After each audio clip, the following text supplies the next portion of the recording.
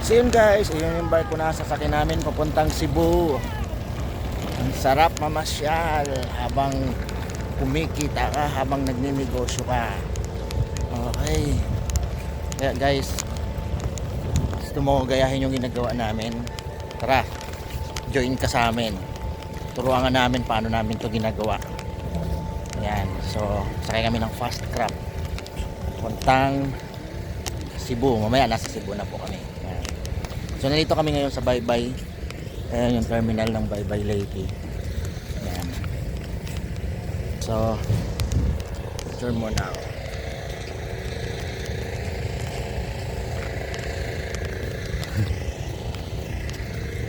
So dyan, picturean kita. Okay lang? Okay lang. Ayan. Ayos ito. Maganda yan, ano?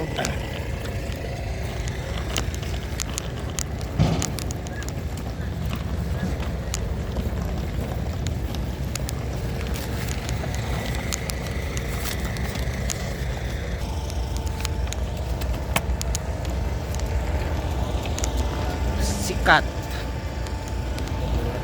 Tikas lang din yung dami nila. Ano gini ron? Ngari lagi tagi.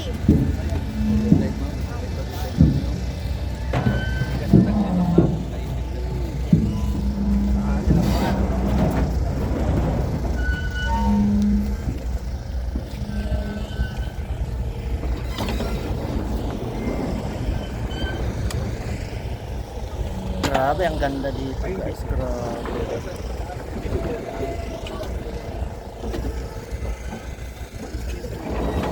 So, pasok na kami sa loob.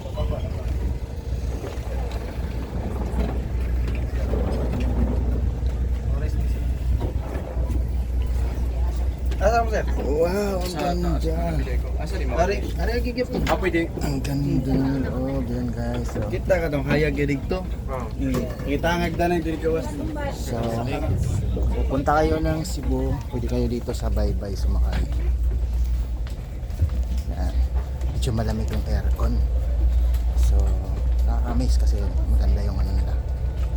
Maganda yung mga upuan.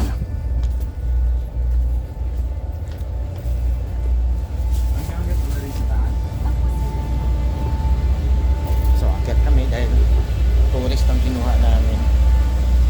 Tourist class. Dito kami sa taas.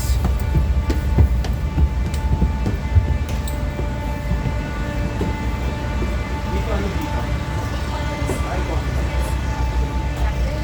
V10. Yan, napasok kami dito.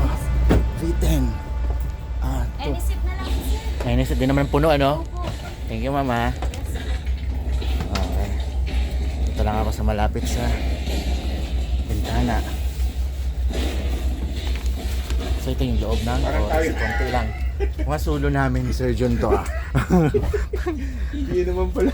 Oo. Akala namin wala kami. Oo, kaya amin talaga lahat to. Inisit daw eh, amin na to lahat. Nisit eh. Ibig sabihin, wala. Pwede tayo tulog talaga dito. Kaya nga. Very good. Please, relax.